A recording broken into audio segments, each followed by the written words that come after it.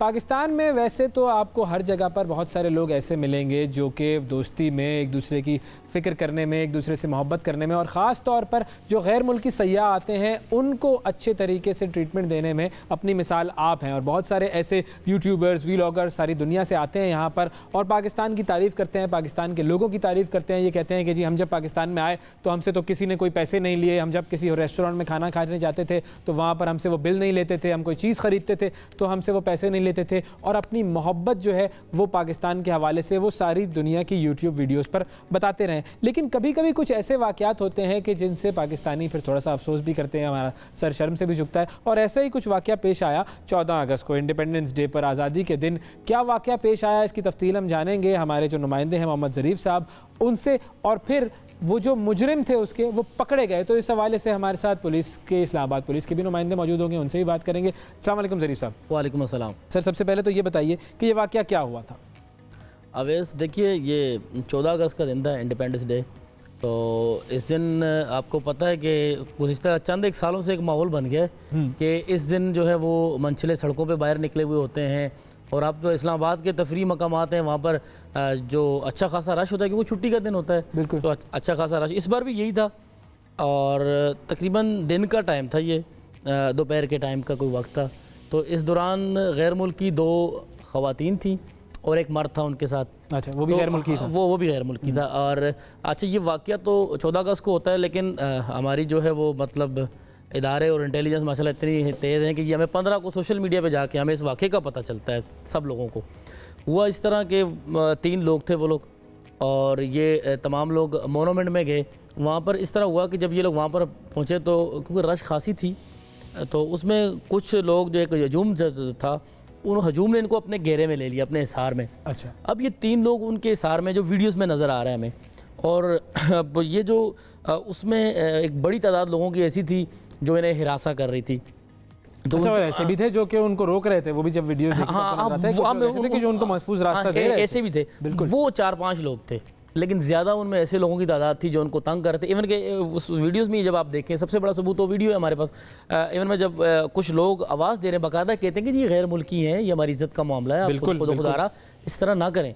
वो एक जानिब जब उस को लेकर जाते हैं 2 ख़वातीन को, तो आगे से एक शख्स बदतमीज़ी की हरकत करता है, वो आगे बाजा बजाने लग जाता है, कोई क्या करने लग, यानी उनका रास्ता रोकते हैं। बिल्कुल। तो उसके बाद फिर जो ज़राए से ये पता चली कि उन लोगों ने अपना जो अपने सफ़ीर थे इस मुल्क के, उन्हें भी उन्होंने कॉल की, और उसके साथ साथ वहाँ पर मौजूद जो चंद लोग थे उन्होंने जो है 15, ये बड़ा अच्छा काम हुआ कि वो ये तकरीबन आधा घंटा तक वो फंसे रहे इसी सूरत हाल में। फिर किसी समझदार आदमी ने वहाँ से 15 पे कॉल किए, और उस दौरान जो सिक्योरिटी गार्ड्स थे वो भी आ गए, और उस दौरान जो है उन्हें जाके यहाँ से निकाला गया। लेकिन इससे मुल्क की बड़ी बेइज्जती हुई है। बिल्कुल ऐसा होता है, क्योंकि ये इस तरह के जब लोग इस तरह की हरकतें करते हैं तो आपका जो इंप्रेशन है वो सारी दुनिया में ख़राब होता है। पॉजिटिव इंप्रेशन जितना बनाते हैं, लेकिन एक ऐसा वाक़या होता है वो आपका इंप्रेशन। अच्छा, वैसे एक चीज़ और बताना चाहूँगा कि ये वाक़यात, अच्छा एक वाक़या तो वो जो मीडिया ने रिपोर्ट किया है। अच्छा, मैं ज़रा DIG साहब हमारे साथ मौजूद हैं इस्लामाबाद पुलिस, सोहेल ज़फ़र साहब, उनसे भी इस वाक़े पर बात कर लेते हैं, क्योंकि वो मुलज़िमान जो है वो पकड़े गए हैं और उसके हवाले से ट्वीट भी सोशल मीडिया पर जो इस्लामाबाद पुलिस है उसकी तरफ से कर दिया गया था। अस्सलाम वालेकुम सर। जी वालेकुम सलाम। सोहेल साहब, बहुत शुक्रिया सर, आपने प्रोग्राम के लिए वक्त निकाला। इस वाक़े की तफसीलात जो आप लोगों के पास पहुँची वो क्या तफसील है, और फिर किस तरीके से ये मुजरिमान को पकड़ा गया, ये प्लीज़ अगर हमारे नाज़रीन के साथ शेयर करें। हाँ, ये 14 अगस्त को एक अनफॉर्चुनेट इंसिडेंट हुआ शक्करपड़ियाँ पे। इसमें ये जो ख़वातीन थी, जो गैर मुल्की ख़वातीन थी, ये गई हुई थी वहाँ पे, साथ इनके और मेल कॉलीग्स भी थे। तो वहाँ पे एक हजूम जो बड़ा बदतमीज लोगों पे मुश्तमिल था, उन्होंने इनको हरासा करना शुरू कर दिया। और आपने वो वीडियो में देखा होगा कि ये बिल्कुल उसमें सहम गए थे। जी, और बिल्कुल। इस तरह कोई एक्सपेक्ट नहीं कर रहा था, किसी को तवक्को नहीं थी कि इनके साथ इस तरह होगा। एंड आई एम श्योर कि इन्होंने जिंदगी में कभी इस तरह की सिचुएशन फेस नहीं की होगी, जिस तरह का मॉब और ये क्राउड और ये हजूम इनके इर्द गिर्द इनको आ गया। मैं ये समझता हूँ कि इसमें कोई फंडामेंटल फ्लॉ है, हमारे शायद तरबियत में वो कमी रह गई है, या आपने देखा होगा कि जिस तरह मीनार पाकिस्तान पे लाहौर में इंसिडेंट हुआ और उसके बाद ये इंसिडेंट हुआ, और ये आइसोलेटेड, कोई सेपरेट, कोई यूनिक इंसिडेंट नहीं है, ये रूटीन है। हमारी सोसाइटी में ख़वातीन को प्लेसेस जाना उनके लिए इंतहाई मुश्किल हो चुका हुआ है। किसी पब्लिक ट्रांसपोर्ट में उनके लिए सफर करना इंतहाई मुश्किल है। मैं ये समझता हूँ कि पाकिस्तान के जो मर्द हैं इनको शायद इस चीज का एहसास ही नहीं है और शायद इनको इस चीज की ग्रेविटी का अदराक भी नहीं है कि पाकिस्तान की खवातीन को किस किस्म के हालात का सामना करना पड़ता है। हार्डली कोई खतून होगी जो इस हरासगी से बची होगी। जो मिनिमम हरासगी का लेवल है वो है लगातार किसी खतून को स्टेयर करना, घूरना जी। और ये बड़ी नॉर्मल चीज है। मैं ये समझता हूँ कि हमें अपने बच्चों की तरबियत में इस पॉइंट को लाना चाहिए कि खवातीन को देखना, खवातीन को घूरना और उनको चेज करना, ये चीजें अनएक्सेप्टेबल है। इनको बिल्कुल ना कबूल किया जा सकता है, ना बर्दाश्त किया जा सकता है। अच्छा सर, अब इसमें दो चीज़ें आ जाती हैं। एक तो तरबियत है, बिल्कुल सही है, वो ज़रूरी है। सबसे पहला पॉइंट तो तरबियत का ही आता है। लेकिन उस तरबियत के बाद अगर जुर्म होता है तो फिर उस जुर्म की सज़ा, उसको पकड़ना उस शख्स को और उसको सज़ा देना और मिसाली सज़ा देना, ये भी बड़ा ज़रूरी होता है। अब ये जो वाक़या जिसके बारे में हम बात कर रहे हैं, ये वाक़या 14 अगस्त को पेश आता है और 16 अगस्त को आप लोगों की जो ट्विटर हैंडल है उसके ऊपर वो ट्वीट आती है कि जी वो मुजरिम जो थे वो हमने पकड़ लिए। तो 2 दिन में आप लोगों ने वो मुजरिमों को पकड़ लिया।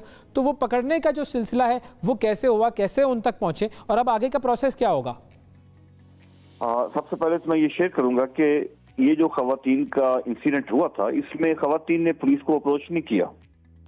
पुलिस ने प्रोएक्टिवली इस पे केस रजिस्टर किया। इंस्पेक्टर जनरल पुलिस इस्लामाबाद की हदायत के ऊपर पुलिस ने मुकदमा दर्ज किया जिसमें कोई कंप्लेनेंट नहीं था, जिसमें पुलिस खुद कंप्लेनेंट बनी। ये इस चीज को शो करता है कि पुलिस के नजदीक ये एक जुर्म है और पुलिस अगर कंप्लेनेंट नहीं भी आएगा तो पुलिस इसका खुद मुद्दई बनेगी। नंबर 1। नंबर 2, एफआईआर के दर्ज होने के फौरी बाद हमने ये नादरा की मदद से इन लोगों के चेहरों को शनाख्त किया। इनके जो जिस अकाउंट से इनकी डिटेल्स शेयर हुई थी उन अकाउंट्स के जरिए भी इन लोगों तक पहुंचे जो मेन 4 लोग हैं। और ये मैं आपसे ये शेयर करना चाहूंगा कि वो लोग जो इसकी वीडियो बना रहे थे, जो टिकटॉकर्स थे जी, बेसिकली मॉब को इंस्टिगेट करने वाले भी वो थे और फिर आगे मॉब खुद भी वो जिस तरह बिल्कुल रेडी होके बैठा होता है हरासा करने के लिए। तो इसमें जो 4 मेन एक्यूज है वो आइडेंटिफाई हो गए, वो उनको अरेस्ट कर लिया। बाकी लोग भी आइडेंटिफाई हो चुके हैं।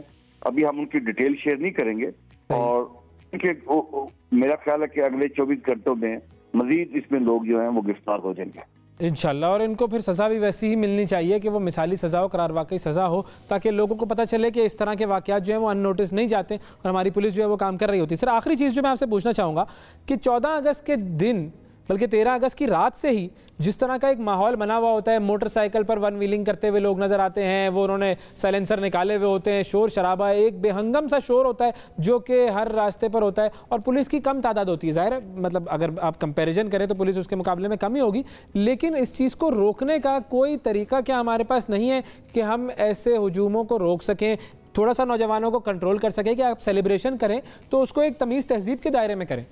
बाजे बज रहे होते हैं, वो एक नॉइस पोल्यूशन की इंतहा उन्होंने बनाई हुई होती है। बिल्कुल, ये आपने सही मेंशन किया कि एक बदतमीजी का समा होता है और लोगों ने जो साइलेंसर है मोटरसाइकिल के वो निकाले होते हैं, वन व्हीलिंग होता है। हमने इस दफा वन व्हीलिंग के ऊपर तो बहुत ज्यादा सख्ती से कंट्रोल किया।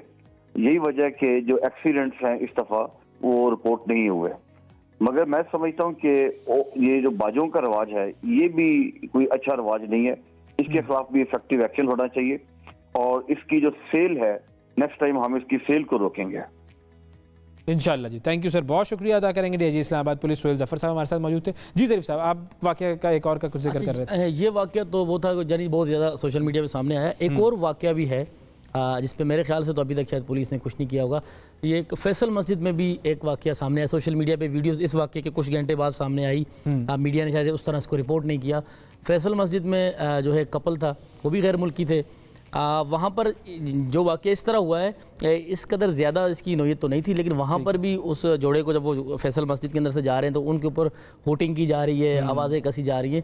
तो इस तरह के वाक़यात हो रहे हैं। और 13 और 14 अगस्त को जो है हमने देखा कि इस्लामाबाद और रावलपिंडी में हमने देखा कि कोई निज़ाम नहीं होता। तो इस बात की बड़ी ज़रूरत है, जहाँ तरबियत की ज़रूरत है वहाँ पर हमें ऐसे क़वानीन भी बनाने होंगे कि आज़ादी के नाम पर जो तूफ़ान बदतमीज़ी बर्पा किया जाता है, कम अज़ कम ये ना किया। बिल्कुल, ये नहीं होना चाहिए। और सबसे इम्पॉर्टेंट चीज़ ये है कि वो जो लोग, जो लड़के जो निकले हुए होते हैं और वो जो इस तरह की हरकतें कर रहे होते हैं, उनके घर वालों को ज़रा चाहिए कि अपने लड़कों के साथ बैठकर बातचीत करें और उनको समझाएं कि ये जो भी शख्स इस वक्त बाहर निकल रहा है वो ये सोचकर निकले कि हमारी माँ, हमारी बहन, हमारी बेटी, किसी भी मुल्क से ताल्लुक़ रखने वाला कोई भी शहरी, वो अगर सड़क पर आपको नज़र आए तो आपने उसकी इज्जत करनी है, आपने उसको रास्ता देना है, आपने उसको फैसिलिटेट करना है। ये नहीं करना कि आपने उसको जाके हरास करना शुरू कर देना है और अपनी जो एक बुरी तरबियत है उसका आप मुजाहरा करें। और फिर पुलिस का फिर काम उसके बाद सेकेंडरी आता है कि जब वो इन लोगों को गिरफ्तार करे तो फिर उनको सख्त से सख्त सज़ा दे, क्योंकि ये कोई जुर्म, मामूली जुर्म नहीं है कि जिसमें आपने सिर्फ और सिर्फ किसी को छेड़ दिया और बस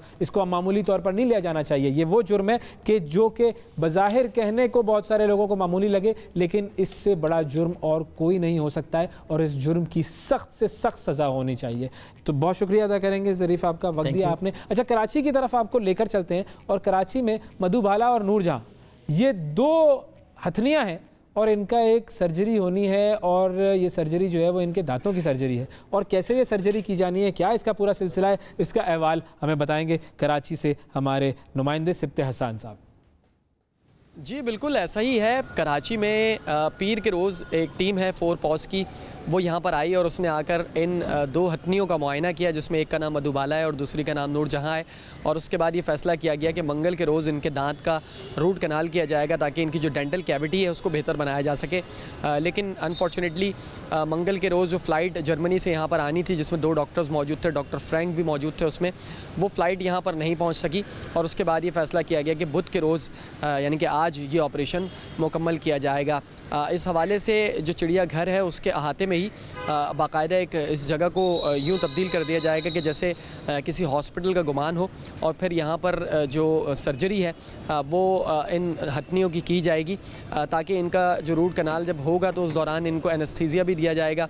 और तो ये प्रॉपर एक प्रोसीजर है। इसके लिए ख़ास तौर पर इक्विपमेंट्स जो हैं वो यहीं पर तैयार किए गए हैं और ये अपनी नौयत का पहला ऑपरेशन होगा, क्योंकि इससे कबल इस तरह का जो ऑपरेशन है रूट कनाल का वो दीगर जानवरों पर तो अपनाया गया, लेकिन हाथियों पर इस तरह का कोई ऑपरेशन नहीं हुआ। लेकिन ये जो माहिरीन की टीम है, जो वेट्स की जो टीम है, ये इस ऑपरेशन को सरअंजाम देगी और इसके लिए मुकम्मल जो तैयारी है वो उनकी जानिब से की गई है।